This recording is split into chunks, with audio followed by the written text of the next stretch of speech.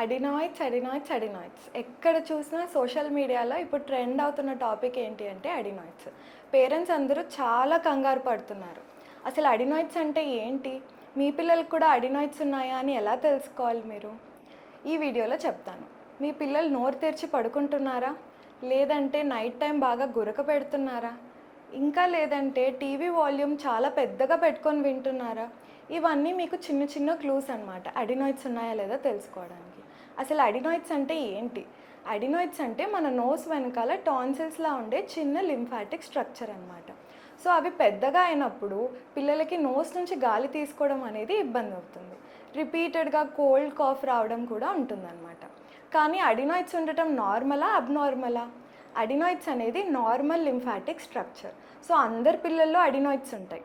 చిన్నపిల్లల్లో అనేది ఇన్ఫెక్షన్స్ అనేవి చాలా ఎక్కువ ఉంటాయి కాబట్టి వాళ్ళల్లో సైజ్ అనేది పెద్దగా ఉంటుంది. అండ్ ఏంటంటే ఒక ఏజ్ వచ్చిన తర్వాత అడినాయిడ్స్ ఆటోమేటిక్గా సైజ్ అనేది తగ్గిపోతుంది. కానీ అడినాయిడ్స్కి ట్రీట్మెంట్ ఏంటి, దాని గ్రేడింగ్స్ ఎలా ఉంటాయి, ఇవన్నీ నేను నెక్స్ట్ వీడియోలో డిస్కస్ చేస్తాను. మీ పిల్లల్లో కూడా ఇలాంటి కంప్లైంట్స్ ఏమన్నా ఉంటే do consider visiting an ENT specialist. I'm doctor Akshita Reddy, your ENT consultant from Onus robotic hospitals, Champapet.